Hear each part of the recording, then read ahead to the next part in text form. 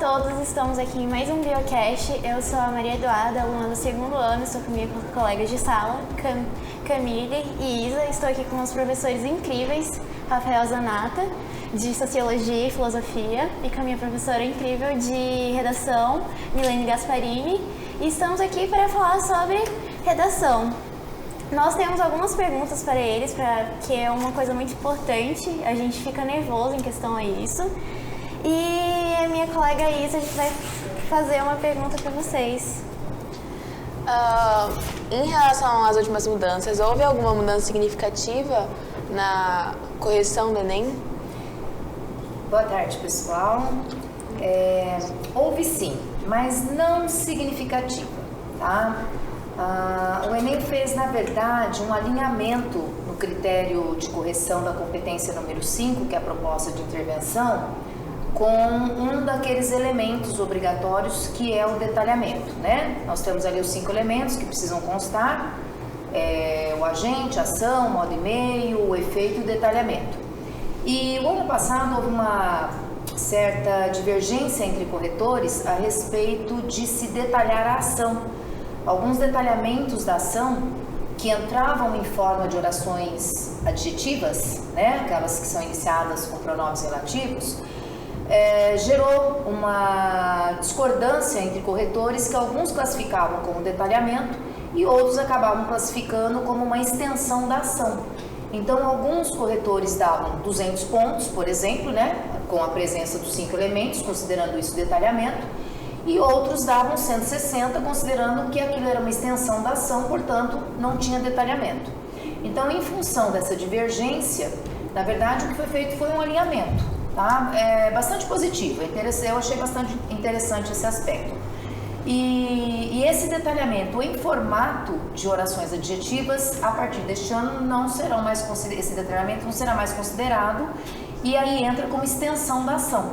Então, qual é a dica para os candidatos? Procurem fazer detalhamento do agente, que é um detalhamento fácil, tá? Ou um detalhamento, por exemplo, do modo e meio.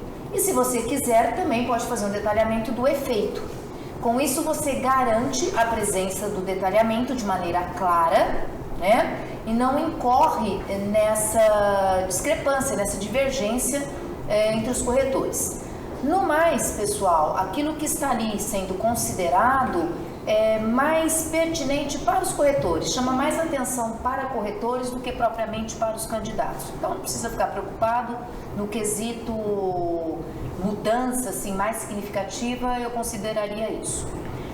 Posso só acrescentar mais um detalhe? Sim. A parte de repertório, tá? A parte de repertório é muito importante na redação do Enem, uma redação sem um repertório externo, um repertório das áreas de conhecimento, repertório sociocultural. Ele faz com que a redação fique no nível 3, que é o nível 120. Então, a presença do repertório, ela é praticamente obrigatória se você quiser partir para uns 160 ou 200 pontos na competência 2 e, posteriormente, a 3, que vai ser o seu projeto de texto baseado ali no trabalho que você faz com o repertório. E o repertório, ele precisa ser muito bem colocado. Então, não é só para citar, segundo um filósofo disse, né? Não pode. Você tem que ter um nome desse filósofo. Aí, se eu errar o nome, não tem problema. O Enem não vai apenar o aluno pelo erro, né, no nome da pessoa. Isso daí é tranquilo.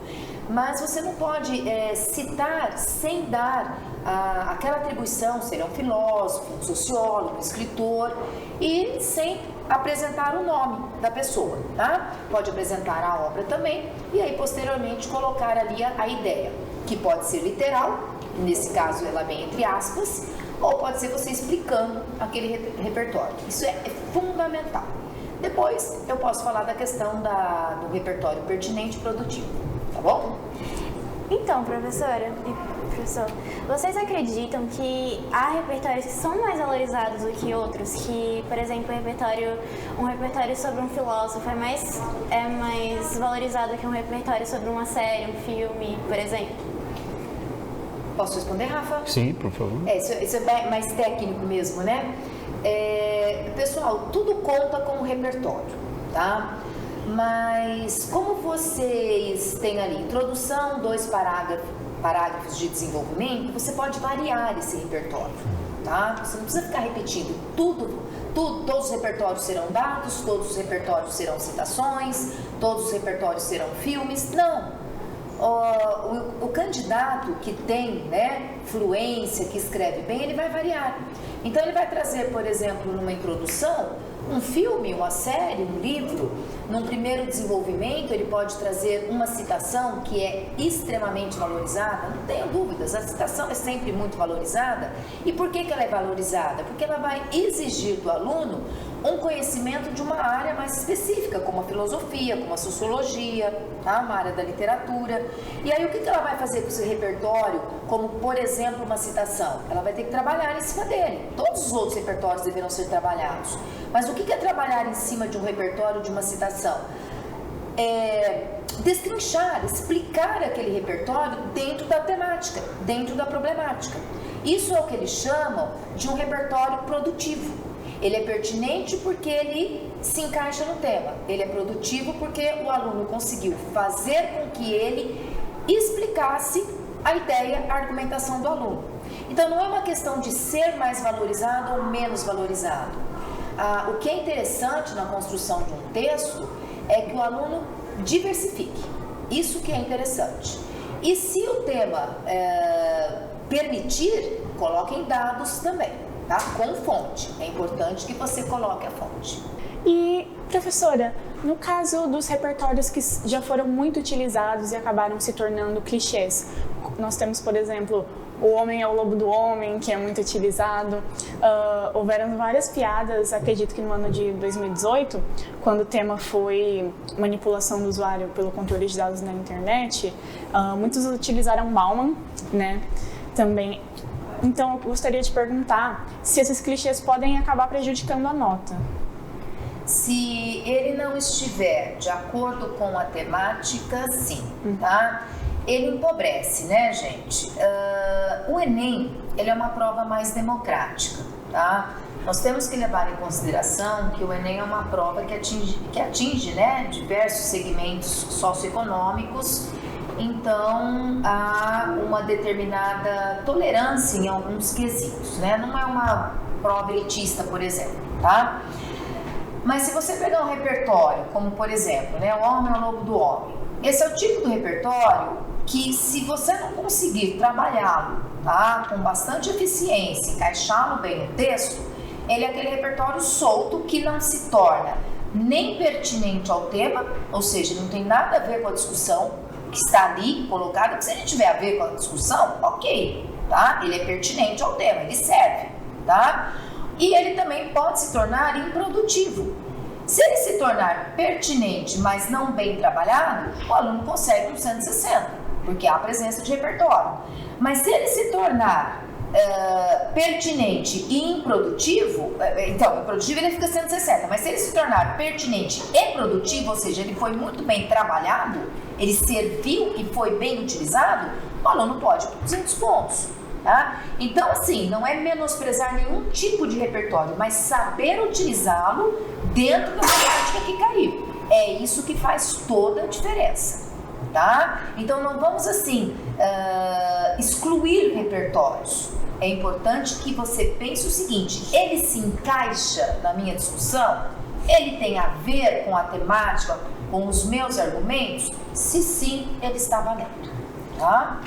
E acho que vale a pena, Milene, lembrar dessa articulação justamente, quando você fala dessa habilidade da produtividade, essa sua capacidade de articular com esses temas. Então pode ser alguma coisa clichê, sim, mas a nossa vida também é feita de clichês, desde que nós saibamos ali apontar até que os limites, o alcance.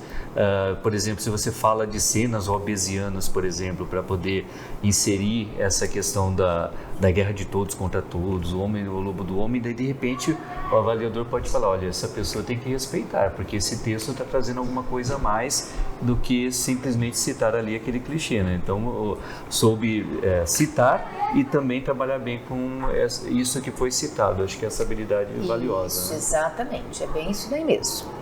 É a produtividade. Sim, redações fortes e bem estruturadas, elas necessitam muito do conhecimento do aluno, né?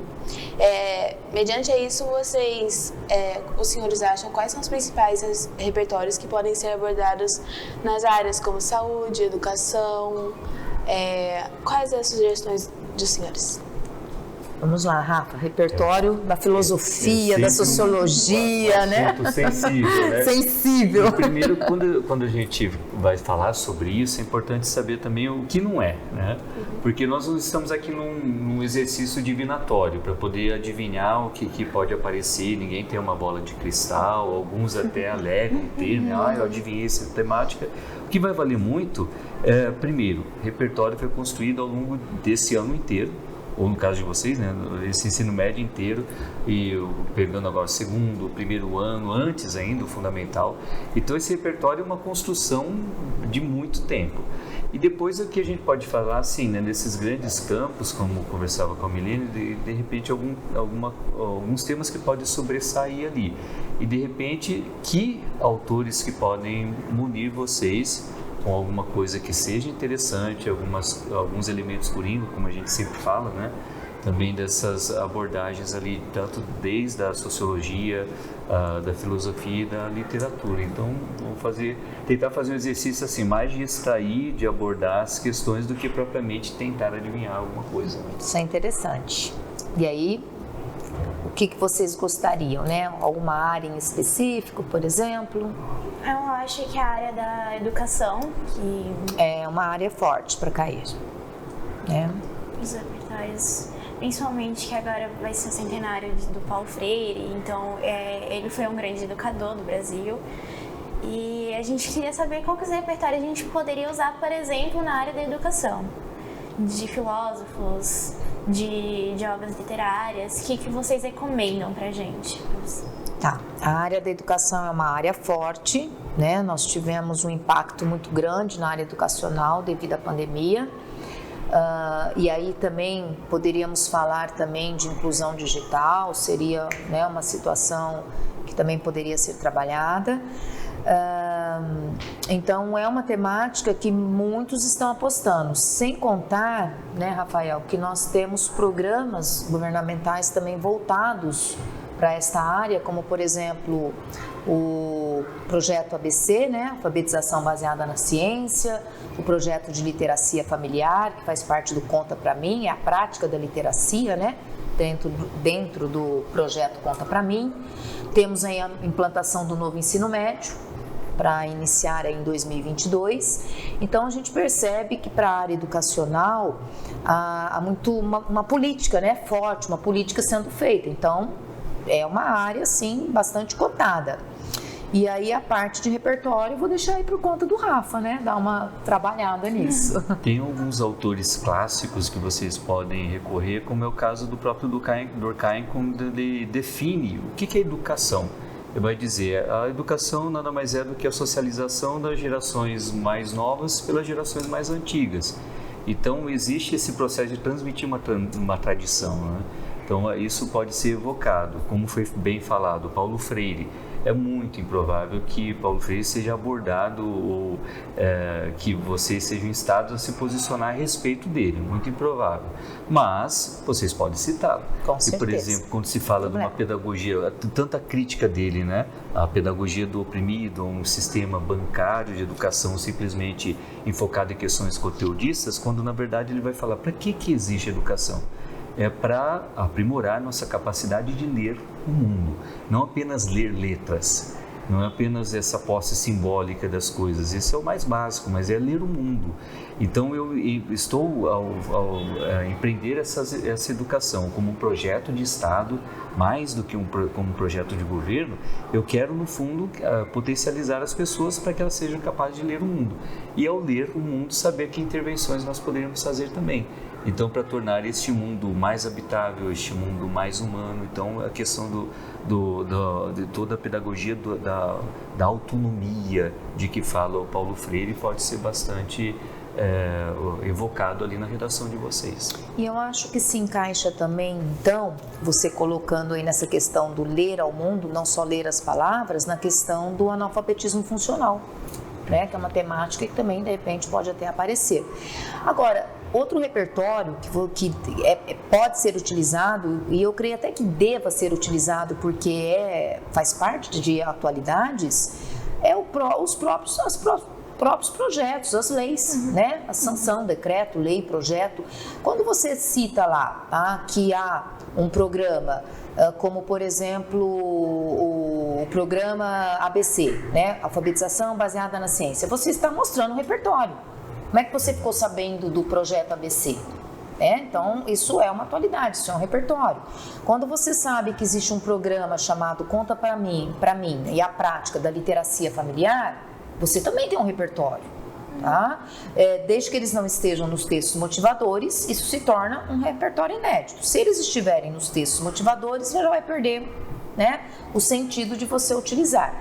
Então, quando nós temos decretos, leis, projetos de lei, né, essas coisas assim, tudo isso também conta como um repertório e deve ser trabalhado, tá? Porque mostra que você está ali bastante atenta, né? Vocês todos estão atentos ao que está acontecendo no país. E falando em lei, Milena, é interessante sempre fazer aquele aporte, a referência à Constituição, já que ela rege todas as leis. Então, vocês mostrando isso, que se trata de alguma questão que é um projeto mesmo de Estado, que essa a Carta Magna que rege a nossa nação, e ela coloca a educação como uma das prioridades. Então, é esse direito social e esse elemento todo, e vocês podem citar, por exemplo, a questão dos filósofos iluministas, ou falar o grande espírito do iluminismo, que é, no fundo, deixar que as pessoas, permitir que as pessoas sejam autônomas a partir da razão. E é impossível conquistar essa autonomia racional se nós não conseguirmos passar pelo letramento, né? Essa parte básica que é da alfabetização. Então, o iluminismo, o ideal iluminista, pode ser evocado por vocês também nessa parte. E quanto às áreas de saúde e violência, vocês acreditam que tem alguns repertórios fortes para essas áreas? E agora, saúde. Para a área da saúde, tem tanta coisa, né, para ser falada, mas, sei lá, doenças raras. Sim. Poderíamos citar a questão da própria valorização da ciência, se bem que já caiu na FUVEST, né, já caiu na UFMS, talvez já esteja um pouquinho desgastado esse tema, né? Mas poderíamos falar da questão das doenças crônicas, que advêm por conta de sedentarismo, né? Consumo excessivo do açúcar, depois provoca doenças crônicas. Então, assim, a área da saúde ela é muito ampla, né? Movimento antivacinas, improvável, né? Bem improvável que caia.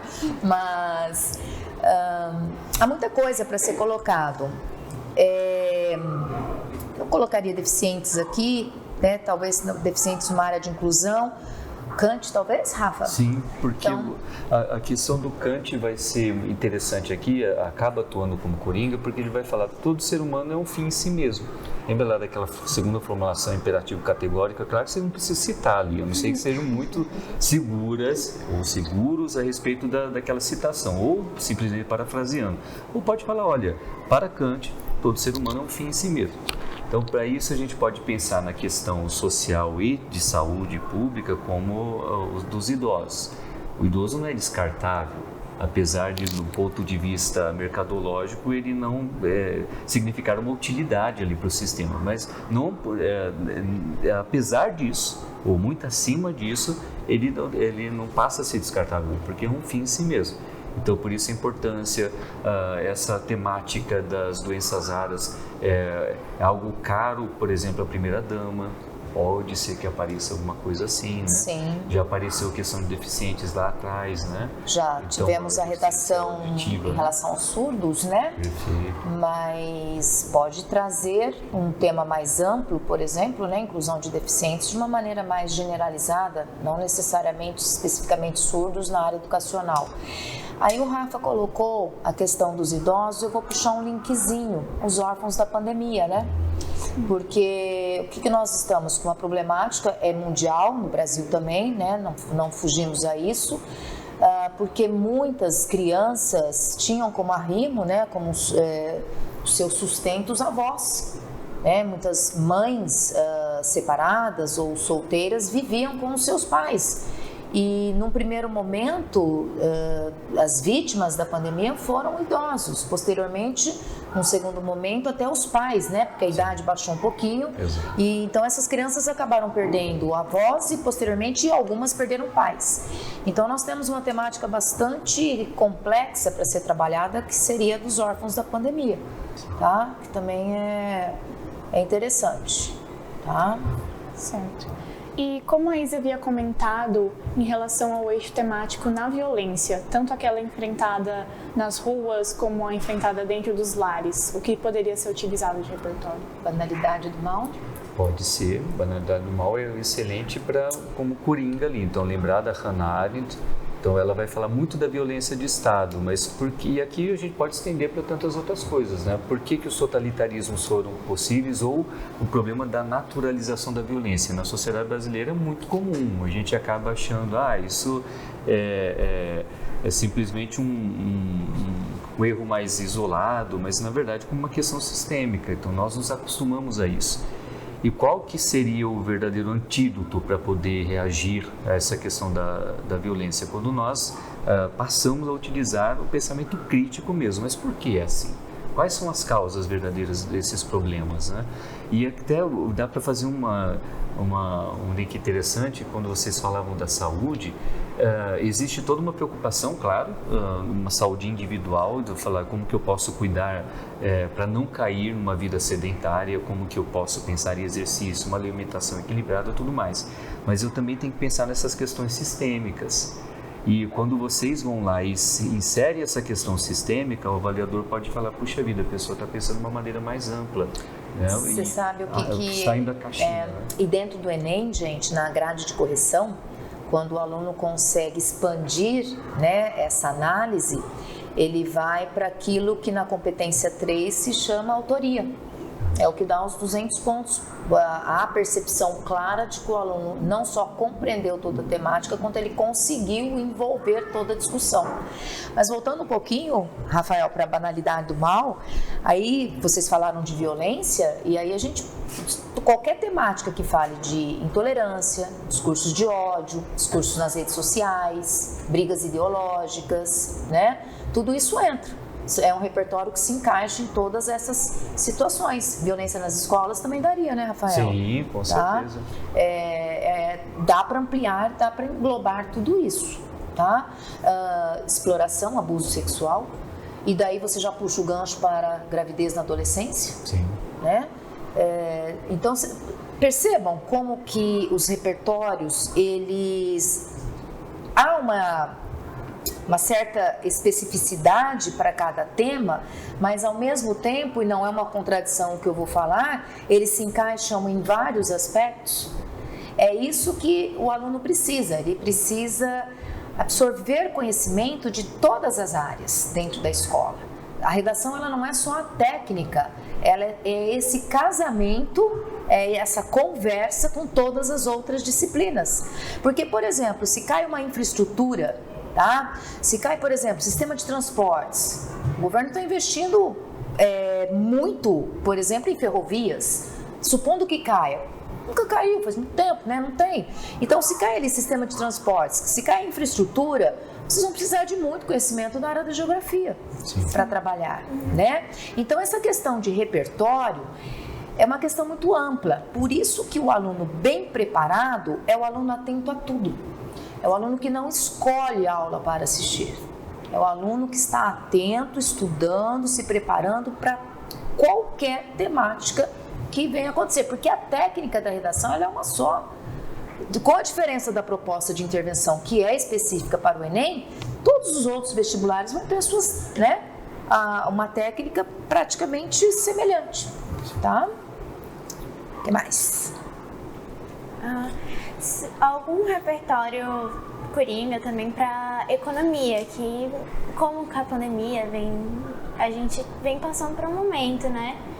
Por causa da pandemia, que a gente acredita que pode ser também alguma coisa a ser cobrada em questão, ou que pode encaixar em algum repertório. Da parte econômica, É uma parte complicada, né, para cair no Enem. Não que não possa, mas eu acho um tema complexo para uma prova tão democrática, né, de tão grande alcance, tá? Mas nós temos aí, né, alguns auxílios governamentais que podem ser colocados, tá? Isso é repertório, não deixa de ser. E aí você tem alguma coisa, Rafa, da área econômica? Falando nessa questão do auxílio, dá para vocês evocarem o John Rawls. Ele é um professor que desde ali de um pensamento liberal, ele quer fazer correções aos abusos de um liberalismo que fosse ingênuo demais para falar é cada um por si e a sociedade que se exploda. Então ele, a partir de Harvard, começa a pensar sobre 2 princípios de justiça, ou seja, todos somos iguais e ao mesmo tempo há alguns que não tiveram as mesmas oportunidades ou que tiveram algum problema nesse percurso. Então, a questão do auxílio vai justamente nisso, né? Uma ação afirmativa no sentido de potencializar aqueles que foram mais prejudicados por um evento adverso, como é a questão da pandemia. Então, de repente, vocês podem evocar também ali o nome do Rawls como uma questão da equidade, né? Eu penso numa justiça não só como igualdade, mas eu penso que há essas diferenças naturais entre nós e econômicas também, então eu preciso dar uma ajuda a mais para aqueles que têm menos. Rafael, e um repertório um pouco mais tranquilo para o aluno, que seria a questão do capitalismo, citar Marx, o que você acha? Se Pode encaixa, ser, né? Exploração do homem, exato, Revolução Industrial. E ali vocês podem... Daria para trazer também, né? Pode. A pessoa pode escolher entre tanto querer defender os princípios mais liberais, ao estilo de John Locke e depois de Adam Smith, que é o que pai tem mais a ver com a ideologia atual, né? Exatamente, a ideologia do governo, então é mais próxima, alinhada a isso. Então vocês podem apelar para isso, a ideia da mão invisível do mercado, a ideia de que a riqueza de alguns vai, no fundo, favorecer toda a sociedade, e um viés mais crítico, que é justamente quando Marx lê essa explicação do capitalismo e vai querer mostrar alguma coisa que não foi mostrada, a questão da ideologia, né? Vai querer apontar aquilo que está ali na coxia, aquilo que foi escondido, aquilo que está no pano de fundo, né?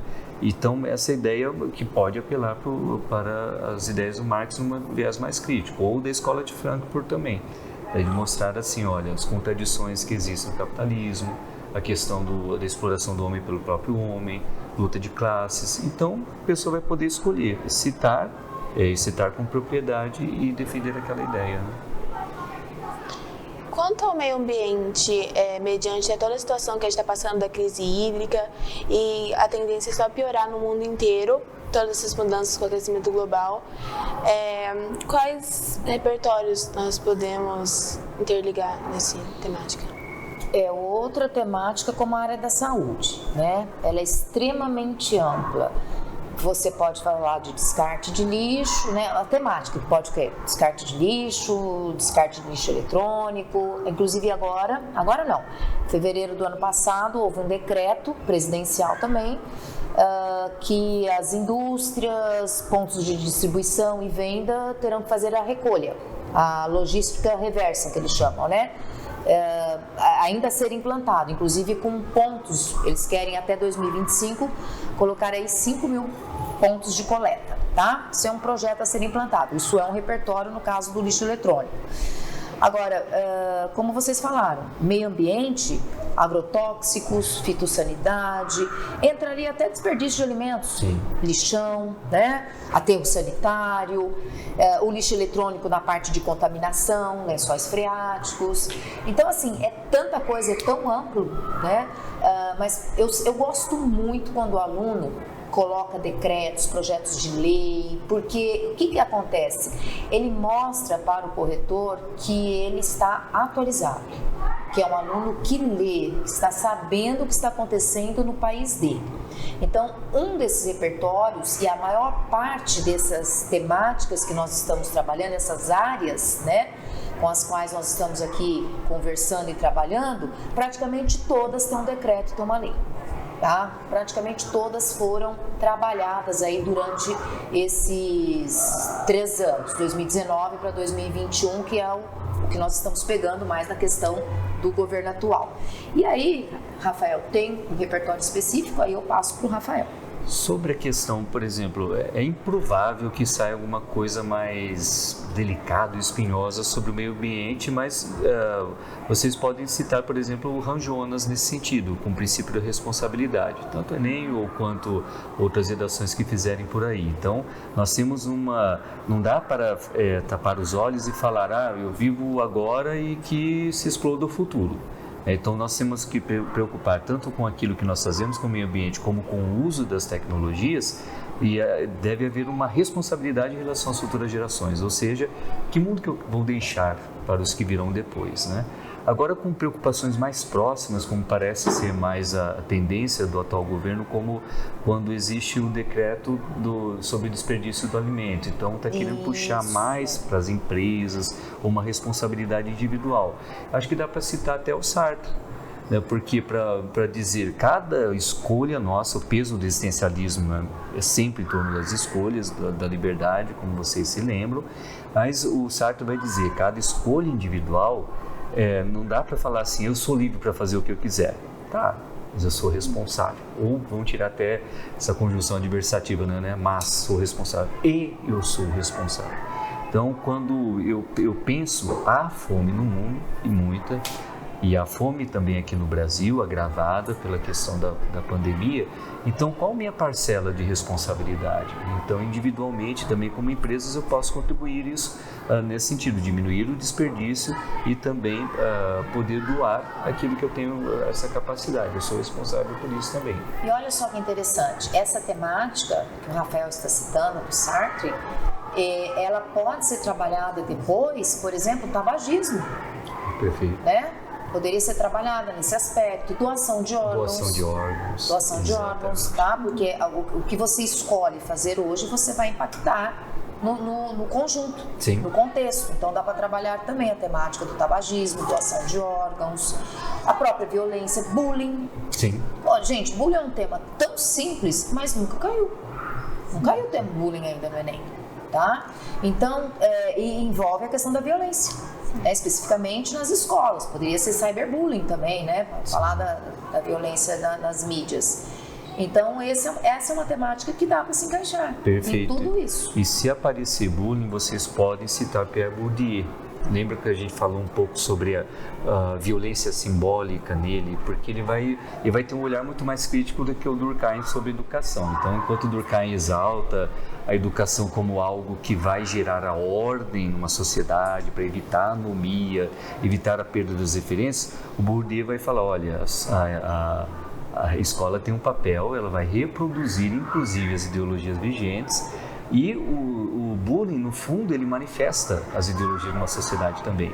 Porque a partir do momento que eu vou lá e elejo algumas pessoas como potenciais alvos da minha ação e gero uma relação desigual, então aqui está essa violência, inclusive simbólica, um olhar torto, comentários, fofocas, né? Então o discurso de ódio. Então tudo isso vai ser uma forma também de acabar manifestando um hábitos, um hábito social, né? Eu me visto naquele uniforme, acho que eu sou melhor do que aquele determinado grupo, pode ser por uma questão racial, pode ser uma questão econômica, e vou lá e vou falar grupos preferidos e a grupos preteridos aqui. Pronto, então eu me sinto no direito de ridicularizar aquela pessoa. Bourdieu pode ser citado ali. E voltando à pergunta da questão da parte da água, desperdício de águas também, né? A gente não citou, citamos bullying, doação de órgãos. Até por causa da crise hídrica agora. Desperdício da água também. Exatamente. De energia, a não economia, né? Da parte energética. Tá? Perfeito. Também o Sartre aqui, escolha individual, né? Aquilo que eu faço do ato de ligar ou desligar ali um interruptor, isso também vai impactar no conjunto. Né? Nosso consumo excessivo de plásticos, né? Os nossos descartáveis, é uma comodidade que nós temos, mas cada um fica pensando só naquilo que é cômodo e não se pensa no meio ambiente, não se pensa no todo, né? Vocês desejam acrescentar mais algum eixo temático possível? Eu gostaria. Eu penso um pouquinho também, porque foram leis também sancionadas recentemente, a questão da Lei de Proteção à Violência Psicológica contra a Mulher, uma lei bastante recente. Nós temos aí, né, uma série da Netflix, Mad, não sei se vocês assistiram, talvez vocês não, meninas, mas é uma série que ficou bem comentada, bastante comentada no meio psicanalítico, que conta justamente a história de uma jovem que ela sofre violência psicológica. E como ela não tem hematomas, como ela fala na série, né? Eu não tenho hematomas, como que eu vou provar que eu sofro violência psicológica?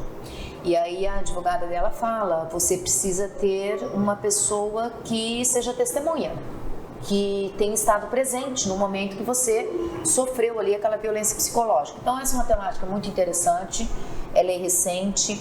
Assédio moral já vem sendo comentado há um bom tempo. Assédio moral não deixa de ser uma violência psicológica, mas na área do trabalho, né, também tem sido bastante comentado. São temáticas interessantes que podem ser cobradas aí no vestibular, no Enem. E nos dois sentidos, Bourdieu também com a violência simbólica pode ser bem útil aqui. Ele até escreve a dominação masculina justamente para mostrar como a questão do machismo acaba sendo muito importante socialmente, né? A partir do momento que vou lá e trato a mulher como um ser inferior, como um lugar segundo, como dizia a Simone de Beauvoir, né, no segundo sexo, então eu estou gerando de novo essa desigualdade. Então eu me coloco numa posição de homem como alguém superior e vou elegendo esses alvos ali, né? E não é algo físico, então cadê os hematomas nessa situação, né? Mas ficam essas marcas profundas que novamente vão evocar uma questão que eu acho que pode aparecer tanto nas questões como na redação, que é aquele conceito ampliado de saúde, lá no final da década de 40, 48 em diante. Tanto temos de mundo, e aqui no Brasil mais recentemente, aquela conceituação. Saúde não é só o silêncio dos órgãos como se pensava lá no passado. Meu fígado está quietinho? Tá bem. Meu rim está quietinho? Tá bem. Começou a gritar aí, pode ser um cálculo renal aqui. Agora, é muito mais do que a questão física, é um bem-estar, diz a Organização Mundial da Saúde lá, depois pós-guerra, estado de saúde físico, mental e social. Então eu penso, tem que pensar de uma forma muito mais ampla essa saúde. E é interessante, né? Quando a gente começa a conversar, as coisas vão surgindo, né? E aí eu vou puxar um outro gancho, que eu acho interessante para a redação, porque ela dá uma consistência na argumentação. Quando você fala no aspecto saúde, tanto física quanto psicológica, nós temos que pensar nos impactos econômicos da falta dela. Porque quando há a falta da saúde, aquele trabalhador, ele não produz, ele não rende. Então ele se ausenta, ele sai de licença, ou ele é aposentado precocemente. E isso vai impactar no SUS, nosso Sistema Único de Saúde. Então, não é interessante para nenhum governo do mundo, principalmente o nosso em especial, que nós não tenhamos uma sociedade saudável do ponto de vista psicológico e físico. Porque uma sociedade, né, entre aspas, doente, é uma sociedade que deixa de produzir e ainda gera despesas. Tá? Então isso é uma consistência de argumentação.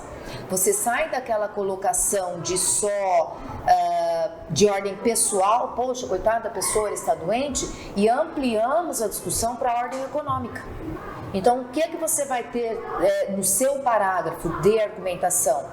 Consistência, né? Um argumento que é inquestionável. De qualquer maneira, uma pessoa doente ela não produz. E deixando de produzir, ela deixa de recolher, ela só vai receber. Tá? Então isso também é interessante ser colocado. Tá? Eu gostaria de fazer uma pergunta para o Rafael. Posso? Fica à vontade. Rafael, e aquelas colocações que os alunos adoram e não são clichês, né? Como, por exemplo, citar Bauman, modernidade líquida, citar Durkheim, fato social. O que você acha disso? Tá? Porque, assim, elas aparecem constantemente.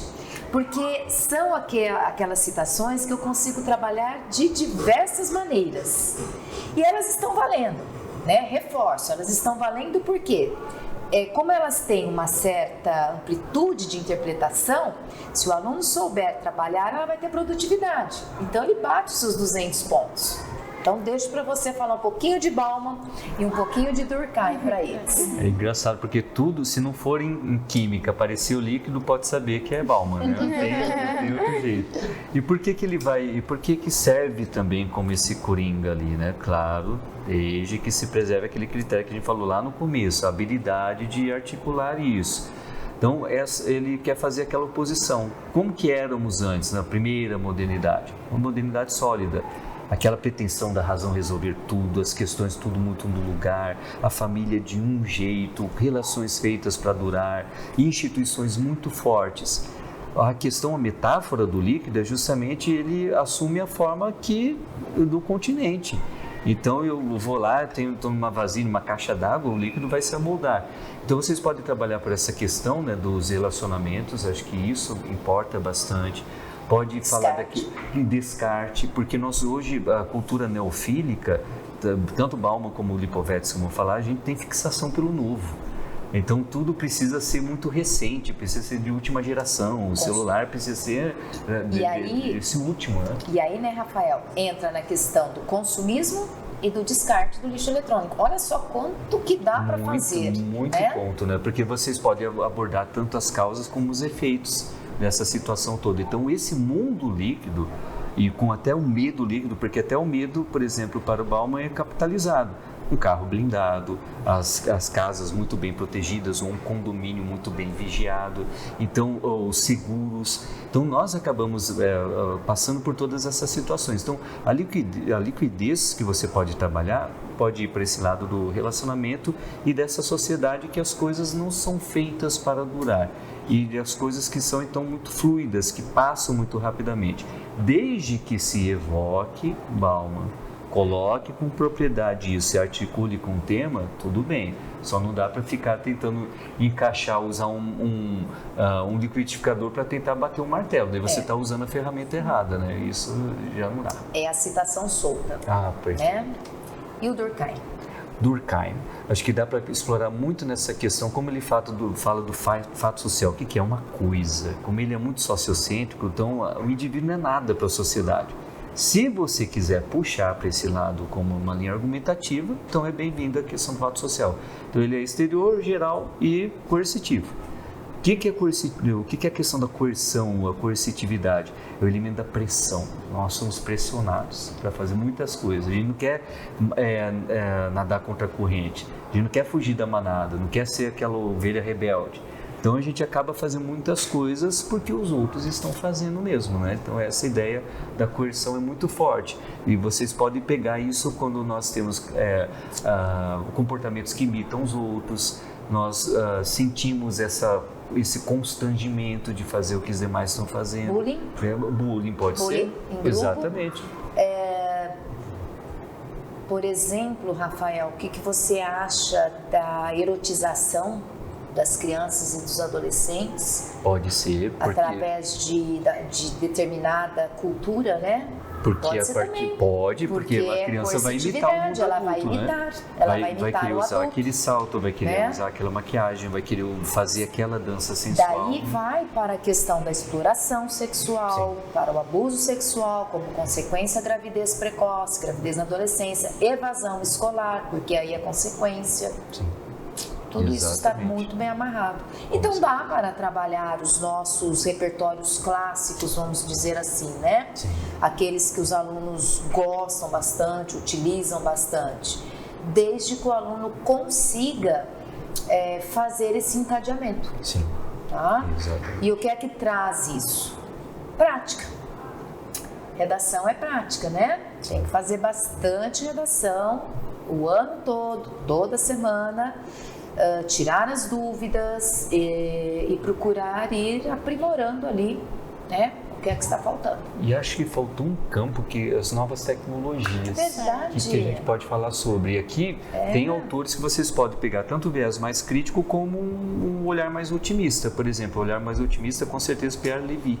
Para ele dizer, por exemplo, a inteligência coletiva. Agora, não precisa escutar a fala de um único especialista naquele assunto. Eu vou juntando. Vocês mesmos podem fazer um blog ou, como estamos fazendo nesse exato momento, vamos pegar um podcast. Não quero alguém que fala com propriedade da redação e da área de sociologia e filosofia.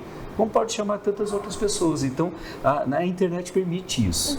Então ela extravasa aqueles campos, aquele ideal dos enciclopedistas lá de Diderot, d'Alembert, lá de trás com o iluminismo, agora a Wikipédia, né, o Wikipedia. Então ela amplia muito mais. Eu consigo editar, claro que hoje tem as ferramentas para não colocar qualquer coisa, né,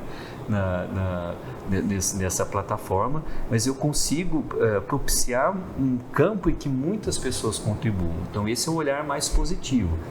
Manuel Castells vai pensar assim, Pierre Levy, eles vão exaltar bastante a questão das tecnologias. E tem aqueles que têm um olhar mais crítico. Por exemplo, vocês podem citar um Guy Debord para poder falar sobre sociedade de espetáculo. Hoje, a gente é muito interessante, ele está escrevendo na década de 60, mas o que para nós precisa causar, ou nos linguajares precisa lacrar, precisa chamar atenção. Não precisa ter conteúdo, precisa ter forma. Precisa ser luminoso, precisa ter movimento, nas redes impacto. Sociais, né? Exatamente. Então essa questão, inclusive para poder mostrar por que fake news tem uma capilaridade muito maior do que as notícias autênticas. Então a Guy Debord pode ajudar nessa questão da sociedade do espetáculo. E o Jean Baudrillard, que vai falar sobre a questão do simulacro. Então vai dizer que nós vivemos uma hiperrealidade, então o que é mais real do que é real. É como mais ou menos a gente pode pegar o filme lá, o Matrix, né? Então, precisa encantar, o simulacro é a cópia da cópia. Então, o fake news, ela precisa parecer verdadeira. E por isso que gera aquele engajamento, né? Que é um grande ponto de crítica nas redes sociais hoje também, né? Então, precisa me impactar, nem que não seja verdadeiro, mas ou porque evoca o meu ódio, uma questão visceral até, ou porque eu adiro aquilo instintivamente. Então eu vou lá e compartilho ou reajo com violência. Então essa questão do simulacro, né? Não é para ser real, mas precisa parecer. E isso acaba mexendo bastante com a gente. E aí, bem lembrado aí a questão da área tecnológica, nós temos aí inteligência artificial, reconhecimento facial, né? Tem muita coisa também para ser colocada, né? Em termos de temáticas que podem cair, tá? Então, professores, vocês têm alguma mensagem para nós que estamos em véspera de vestibular, em época de vestibular? O que vocês têm a dizer para a gente que está passando por um momento de muito nervosismo? Nós também. Não pensem vocês que a gente também não está numa hora de apreensão para saber qual vai ser o tema do Enem, né? Isso daí acontece com todo mundo. E mexe com a sociedade, porque até o nosso entorno fica na expectativa. Qual foi o tema do Enem? Mas saindo desse critério de adivinhação, como o Rafael bem colocou no começo, é ter bastante calma. Os textos motivadores, eles estarão lá na prova, tá? Se a prova vai vir com um recorte específico, como é o tradicional do Enem, né? Um recorte temático bastante fechado, ou se vai vir mais livre, nós não sabemos, tá? Mas se for pela tradição, vem um recorte temático bem delimitado, e se houver ali uma palavra que o aluno desconheça, tenha certeza que o texto motivador vai trazer aquela definição, tá? Então, no mais abrir a prova, dar aquela respirada funda, tá? Leia os textos motivadores, pense que no seu projeto de texto, né, naquele projeto que você vai, o que eu vou discorrer no primeiro desenvolvimento, no segundo, porque a redação sai. Tá? O aluno bem treinado vai ter a destreza ali de fazer a redação com tranquilidade. Com certeza vocês vão todos se sair muito bem. No mais, procure ter aquela boa noite de sono, aqueles conselhos de sempre. Alimentação leve, né? Não pode dar sono, não comam muito doce, comida pesada, tá bom? Levem mais de uma caneta preta, transparente, a famosinha Bic. E confiem que vocês estão extremamente bem preparados. E podem ter certeza que eu vou estar na maior torcida. Talvez eu nem durma. E outro dia eu escutei uma frase que é muito aristotélica até, né? Podia estar lá na Ética Nicômaco, com alguma coisa assim, mas não está. Mas, no fundo, traduz aquilo que Aristóteles falava. Você não será bom sem antes ser constante. Então, se você for constante, aquilo que vocês fizeram, né, esses exercícios todos, né, redação por redação, aquele trabalho de fazer uma tempestade de ideias, selecionar o tema, escolher aquela pessoa, é um trabalho, é uma responsabilidade imensa, é muito exaustivo também. Então, a gente sofre junto. Então, essa solidariedade na dor acaba nos ligando aqui, né, professores, alunos, sociedade. Então, essa ideia, para vocês criarem essa confiança, no caso de vocês, para alguns pode ser até motivo um pouco de desespero, né? Se não fizeram ali o trabalho, o dever de casa, agora está lá do desespero. É complicado, daí apelar para forças sobrenaturais, né? Mas o caso de vocês e dos nossos alunos aqui, por esse exercício constante, o trabalho de ir aos plantões, mesmo com matérias como a Milene disse, né? Isso aqui parece não estar relacionado, peraí, eu posso evocar esse conteúdo, posso trazer aqui, posso trabalhar bem. Então, eu acho que isso deve confortar vocês. Trabalho por trabalho, todo esse uso de técnicas, essas ferramentas que vocês foram ali utilizando, isso deve dar a tranquilidade. Acho que ninguém, se a gente perguntar, Santo Agostinho falava assim, você não vai encontrar ninguém que diga, eu não quero ser feliz. Aristóteles pensava a mesma coisa. Agora a questão é o caminho. E o caminho dessa constância, né, a areté, a virtude, a ação excelente, de tanto eu fazer pequenas ações boas, isso vai constituir um ato bom, isso constitui virtude. Então, que vocês possam olhar para esse trabalho que vocês foram fazendo, com um time maravilhoso que nós temos aqui, e para assessorar vocês, porque o trabalho foi de vocês. E para poder falar assim, olha, eu me sinto bem preparada, eu me sinto bem preparado para fazer essa prova. E essa tranquilidade que abasteça vocês, né? Vão com fé. Independente do tempo. Exatamente. Perfeito. Então é isso, eu agradeço a todo mundo que está aqui. Eu quero passar a palavra para elas também, para que a gente gostou muito desse bate-papo, foi incrível e acalmou bastante a gente. Sim, foi um prazer. É muito bom ter esses conselhos antes da prova, para sentir mais segura.